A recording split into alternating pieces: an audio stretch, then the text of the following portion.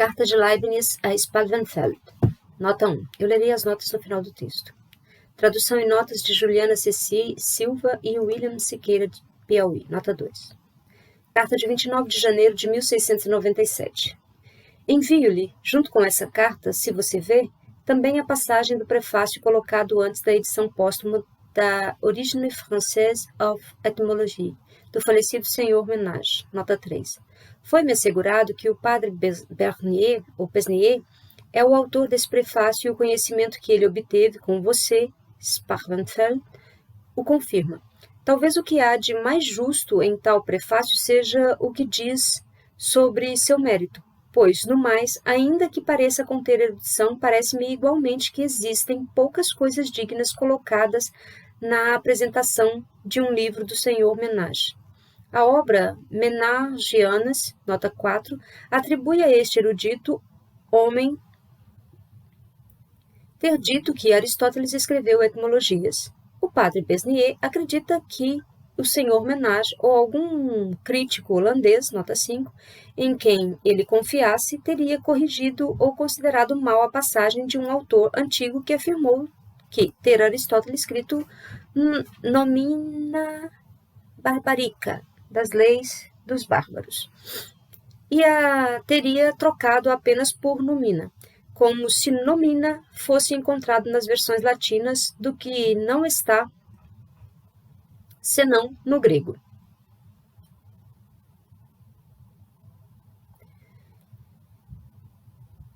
Ou como se o Sr. Menage ou algum crítico holandês pudesse ser capaz de uma semelhante bobagem. Ele despreza a Etymologicon de Gerhard Jan Vossieux, nota 6, e os trabalhos do Sr. Mininski, nota 7. Mas, entretanto, fala com ar de estima e respeito de alguns livros italianos e espanhóis que não a merecem nem um pouco, nota 8, no que ele mantém a índole de sua nação, que tem costume de fazer caso mesmo das bagatelas que vêm da Itália e da Espanha, e facilmente não faz jus àquilo que vem da Alemanha, da Inglaterra, da Holanda ou dos países ainda mais setentrionais.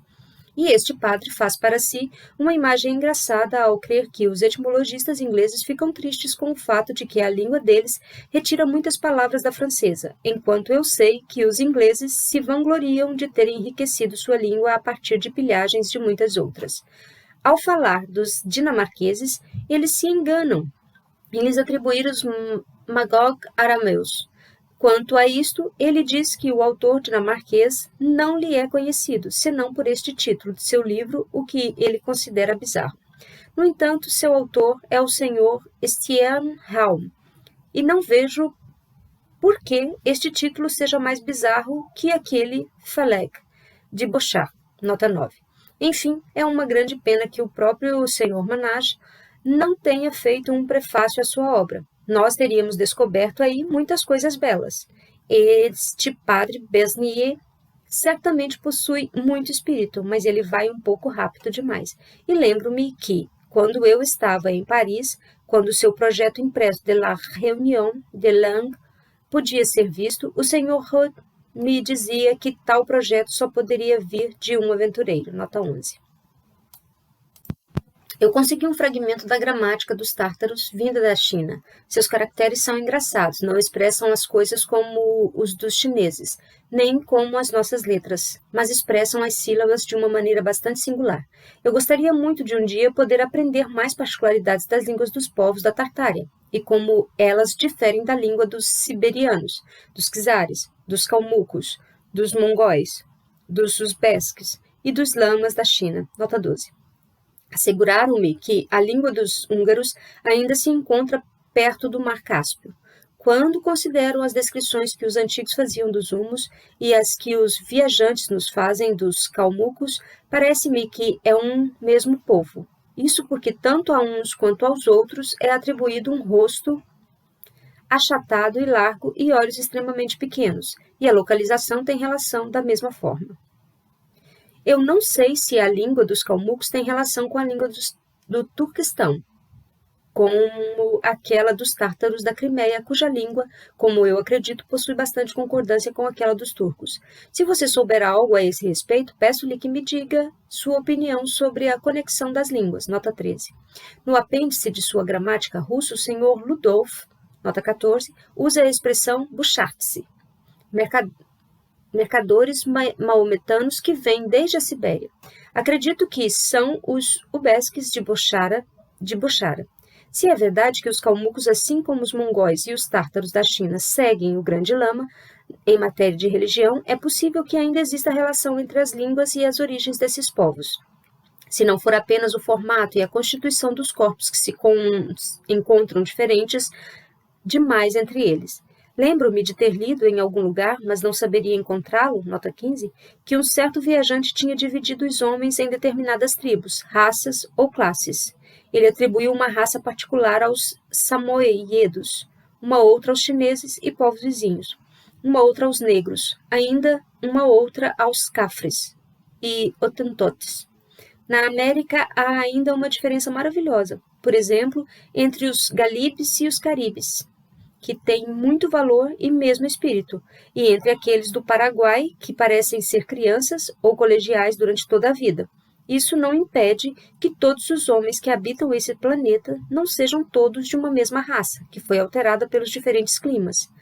Tal como vemos, os animais e as plantas mudaram de natureza e se tornaram melhores ou degeneraram. Nota 16.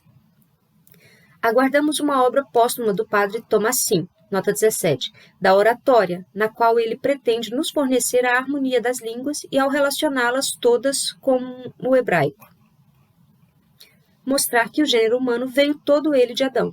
É uma grande e bela empreitada essa da busca pela harmonia das línguas, mas duvido que esse padre, por mais erudito e trabalhador que ele seja, tenha conseguido tratar dignamente essa matéria. Atualmente, só conheço você, Sr. Sparrenfeld, que pode conferir a isso todas as luzes necessárias. Além da erudição e da capacidade de julgamento, você fez grandes viagens, conhece as línguas antigas e modernas, e sozinho pôde cruzar os povos orientais com os do norte, sem ser influenciado por opiniões ultrajantes.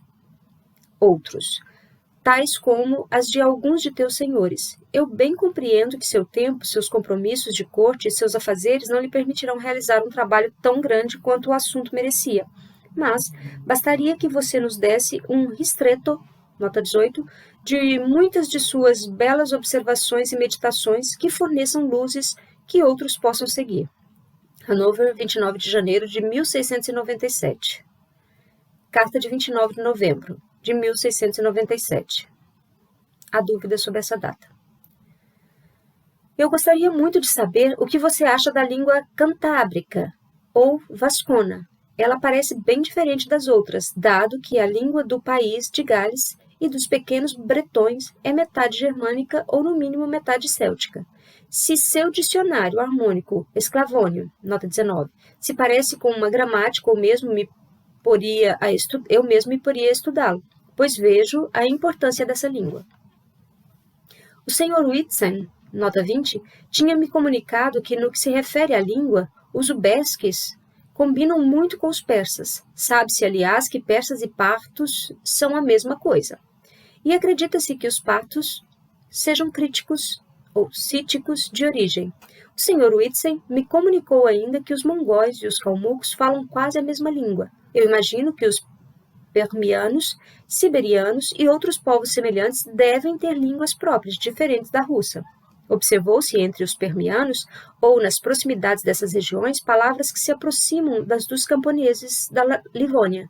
Isso confirma minha opinião de que os povos, dos lapões até os tártaros situados do outro lado do Mar Cáspio, eram de uma raça próxima, à qual é necessário associar os finos, estiões e livônios, permianos, samoiedos, etc. E mesmo os húngaros que habitavam entre a Sibéria e o Mar Cáspio. Você tem certeza, Sr. Sparenfeld, que em sua base a língua dos calmucos e mongóis combina com aquela do Turquestão e dos turcos e que ambas combinam com as dos tártaros e crimeus? Se você possui algumas particularidades a esse respeito, peço-lhe que me coloque a par.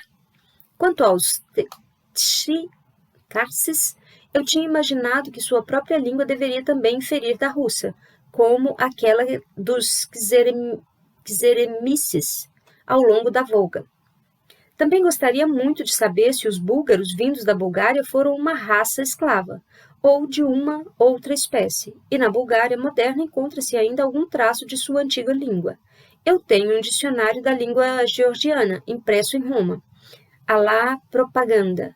Essa língua me parece extremamente diferente de todas as outras, exceto por aquilo que a religião e o comércio lhe trouxeram, dos gregos e dos latinos. Quanto a outras línguas vizinhas da Ibéria, Colchida, e em uma palavra, as dos países entre o mar Cáspio e o ponto Euxino, não estou nem um pouco informada.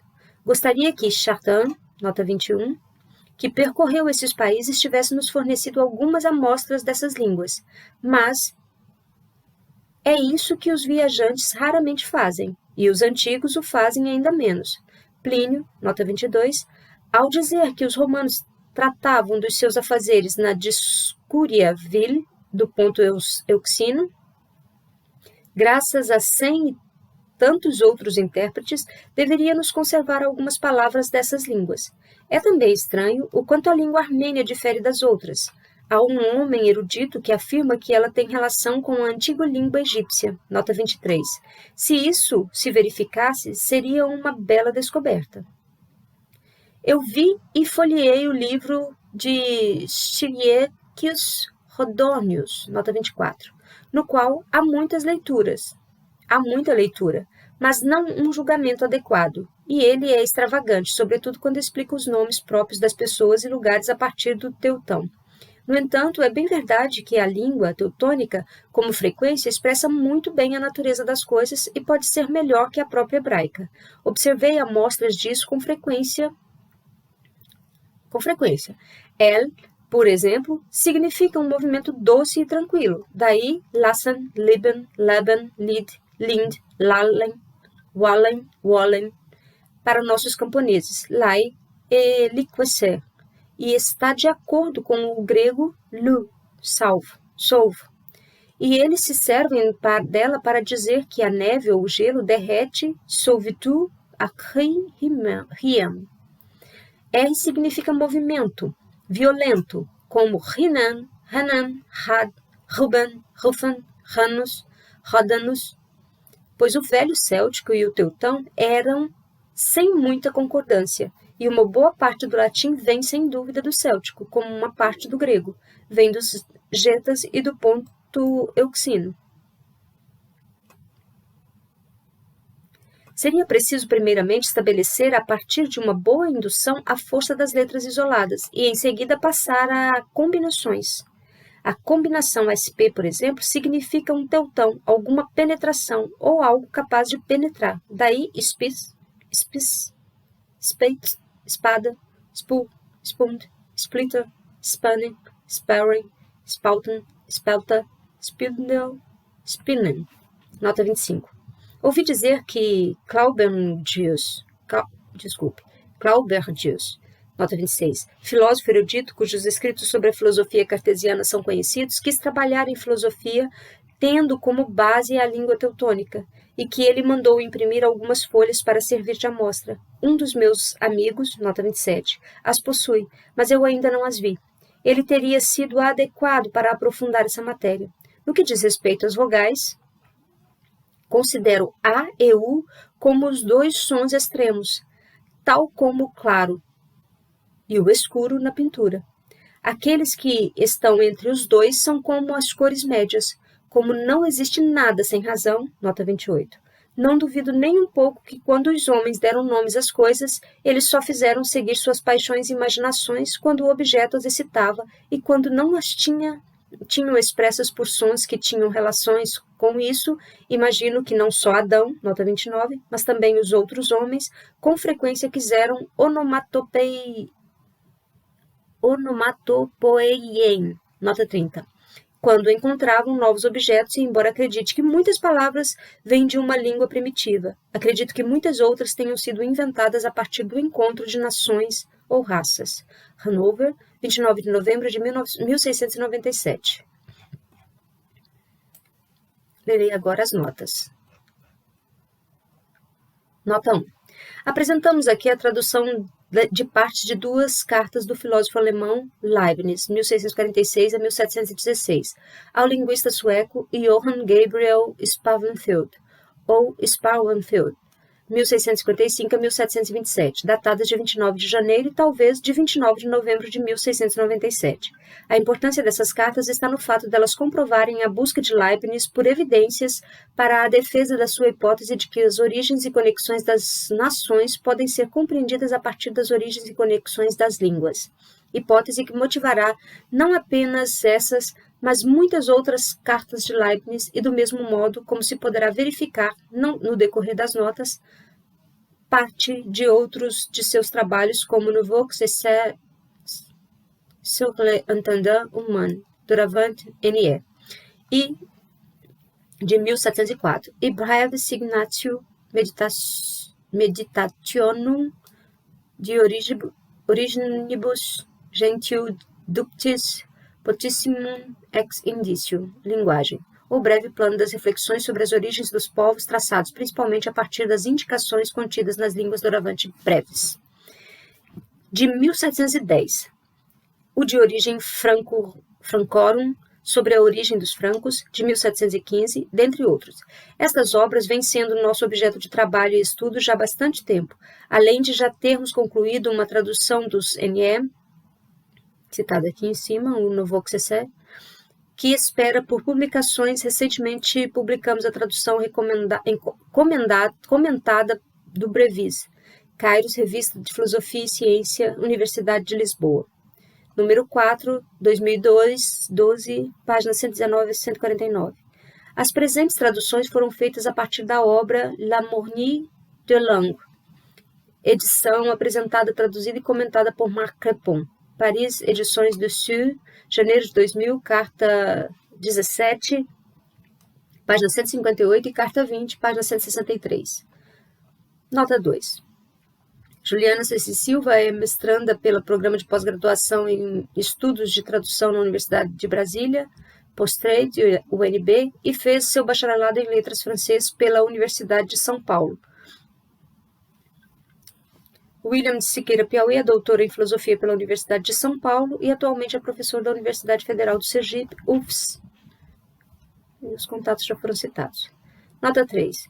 Gilles Ménage, 1613 a 1692, escreveu a obra Origens de la langue française, publicada em 1650, reeditada 2 anos após sua morte com o nome de Dictionnaire étymologique de la langue française, a qual foram acrescentados os textos das origens francesas de Mr. Pierre de Cazeneuve, 1591 a 1652,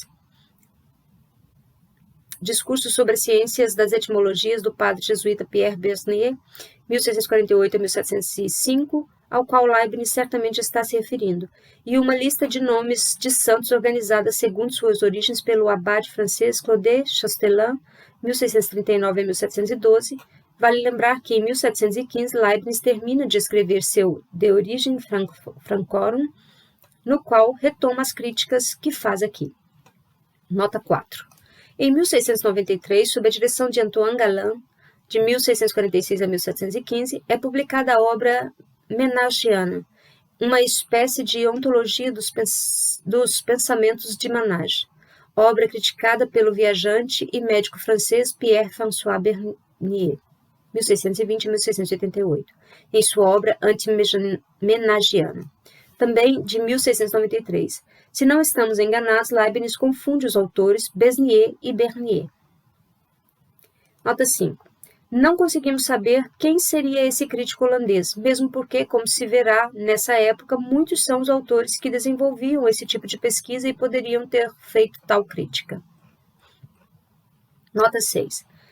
Gerrit Jean Rousson Vos, ou Gerhard Jean Vossieux, de 1577 a 1649, nasceu em Heidelberg, escreveu as obras História Pelagiana, Cive Historie de Controverse qua Pelagius et jusque Reliquie Moverum, 1618, e Etymologicum Lingua Latin, 1662. Perdoem a pronúncia, eu não conheço os idiomas, então certamente estão erradas. Eu recomendo a leitura do texto.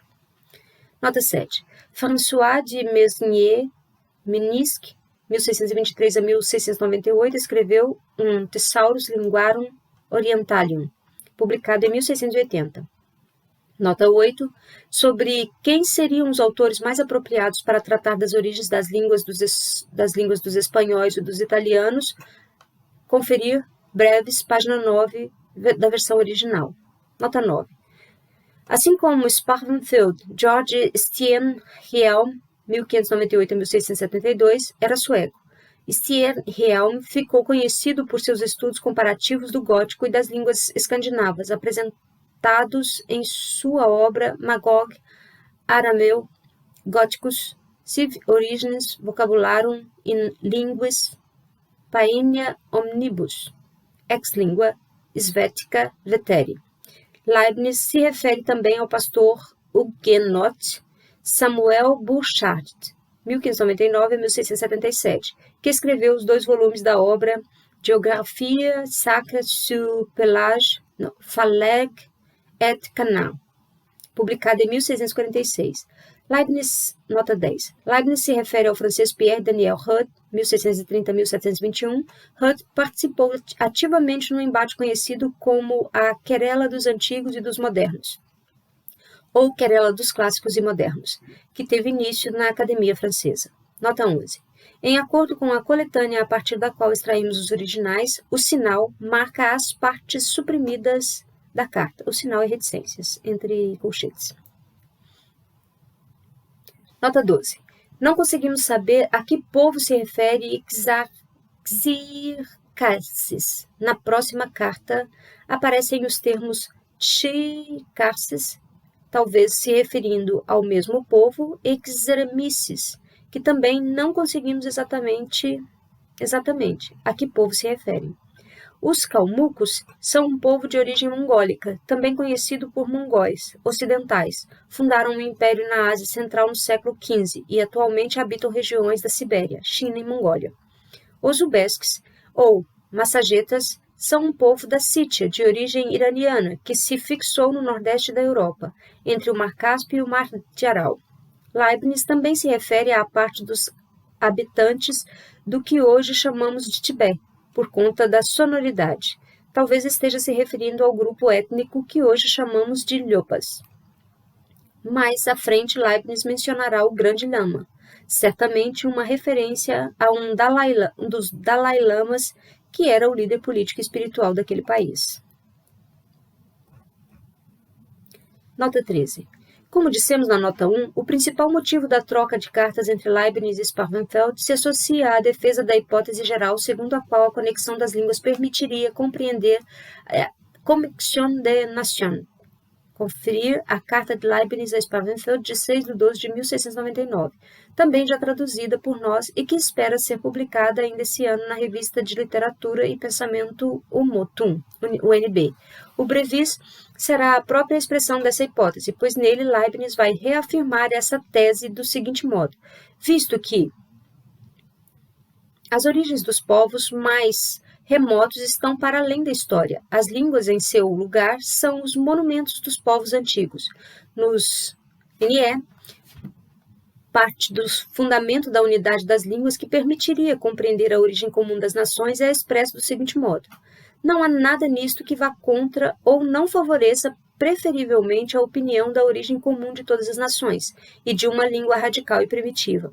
Se tivéssemos a língua primitiva em sua pureza ou conservado o suficiente para ser reconhecível, seria preciso que aí aparecessem os motivos das conexões, sejam físicas, sejam de uma instituição arbitrária, sábia e digna do primeiro autor, Deus. NE, livro 3, capítulo 2, parágrafo 1. O que significa que a conexão que serve de base para a ligação entre as nações tem um fundamento que compreende as línguas em geral e que, até certo ponto, permitiria pensar que, mesmo a diversidade das línguas não foge ao princípio de razão suficiente. E veremos Leibniz afirmar mais à frente que não existe nada sem razão, e a harmonia pré-estabelecida que parecem estar expressos em uma infinidade de onomatopeias, origem perdida, como será mencionado mais à frente, conservadas nas línguas. Trata-se de evidências históricas daquela origem perdida para a história das nações e da existência de uma única língua. A obra de Leibniz menciona a gramática rústica. Foi escrita em latim por Heinrich Wilhelm Ludolf, 1655-1710, e publicada em 1696. Talvez Leibniz esteja pensando, sem lembrar exatamente, no que afirmava o antropólogo François Bernier, que já mencionado mais acima. Nota 16. Podemos perceber aqui marcas da opinião de Leibniz para quem este é o melhor dos mundos possíveis, o que também significa que o mundo, com tudo o que ele contém, se encaminha para o melhor. Será interessante relacionar o modo como Leibniz pensa a história da origem das línguas como um modo como Jean-Baptiste Lamarck, 1744 a 1829, e Charles Darwin, 1808 a 1882, pensaram a história natural, ou melhor, a história da origem e o desenvolvimento das espécies. Vale lembrar que, quando escreveu essas cartas, Leibniz já havia escrito ao menos o prefácio de sua obra Protogia, onde ele considerava a pré-história, até antes da criação do homem, obra da qual um resumo havia sido publicado na Acta Eruditorium de 1693. Nota 17. Leibniz se refere ao padre francês oratoriano Louis Thomassin d'Eynac, de 1619 a 1695, que escreveu a obra Glossarium Universale Hebraicum, e só foi publicado 2 anos após sua morte, isso é, em 1697. Sobre a língua de Adão. Conferir NE, livro 2, capítulo 29, parágrafo 7, e livro 3, capítulo 2, parágrafo 1, e capítulo 6, parágrafo 27, breves, página 2, da versão original, a carta de Spavenfeld, de 7/4 de 1699. Nota 18. Isso mostra que certamente Leibniz tinha em mente escrever algo semelhante, isso é, uma pequena ou breve, ristretto, consideração em torno da origem e conexão das línguas e nações, daí o título da obra de 1710, Ser brevis designatum meditationum de originibus gentio ductis possimum ex indictio linguarum. Na verdade, além das muitas cartas que Leibniz escreveu sobre o assunto, o projeto de escrever sobre esse assunto é mencionado na fala de Filaleto no parágrafo 2, capítulo 2 do livro 3 do NE. Segundo Marc Crepon, nota 19, Opsit, página 151, nota 1, a partir de 1695, Leibniz trocou várias cartas com Spavenfeld e essas trocas devem ter se intensificado após ter terminado a redação do NE, já que lá, especialmente no livro 3, capítulo 1 e 2, o sueco não é mencionado. Spavenfeld escreveu a Lexicon Slavonicum, ao qual Leibniz se refere aqui, e fez um famoso mapa da Sibéria, de 1709 a 1712, justamente por seu vasto conhecimento de várias línguas. Ele passa a trabalhar para a Academia de Ciências de Berlim na elaboração de um alfabeto universal, talvez a partir do seu vocabulário germânico turcico, arábico, persico. Nota 20. O holandês Nicolaas Witsen, 1641-1717, foi, dentre outras coisas, um dos diretores da Companhia Holandesa das Índias Orientais e, por conta do conhecimento adquirido em suas muitas viagens, fez um mapa detalhado da parte setentrional e oriental da Europa e da Ásia, desde a Nova Zembla, no extremo norte da Rússia, até a China. Nota 21. Jean Chardin, 1643 a 1713, viajante e escritor francês, ficou famoso por narrar em sua obra Voyage de Monsieur Le Chevalier Chardin en Perse autres lieux de l'Orient, suas viagens à Pérsia e ao Oriente no fim do século XVII e início do século XVIII. Nota 22. Leibniz se refere a Plínio, 2379 d.C., o velho que escreveu a famosa enciclopédia História Natural. Nota 23. Talvez Leibniz esteja se referindo a Andreas Acolytus, 1654 a 1704, professor de teologia e orientalista alemão com quem Leibniz se correspondeu. Conferir breves, página 4 e 5 da versão original. Nota 24. Em 1614, Adrianus Rodornius Scriecius, 1560-1621, publicou a obra Originum Rerum Celticarum et Belgicarum. Nota 25. Em muitas outras cartas, Leibniz repete esse tipo de consideração e faz o mesmo no capítulo 2, no livro 3 dos NE e nas primeiras páginas do Brevis. Nota 26. Leibniz se refere ao filósofo alemão Johann Glauber, 1622 a 1665, que, dentre outros, escreveu uma Lógica Vetus et Nova e um breve ensaio intitulado Ars Etymologica Teutonum, do qual se trata aqui.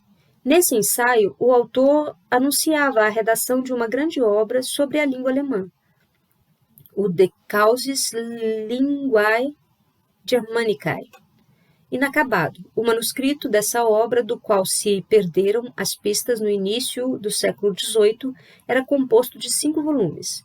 Não conseguimos saber a quem Leibniz se refere na nota 27. Nota 28. Vide nota 13, quanto ao princípio da razão suficiente conforme monadologia, parágrafo 32. Nota 29. Leibniz lembra aqui uma discussão importante em sua época: seria possível a língua de Adão? E como ela seria? Vide nota 17, já lida. Nota 30. Criar onomatopeias, conforme Brevis, página 2 da versão original.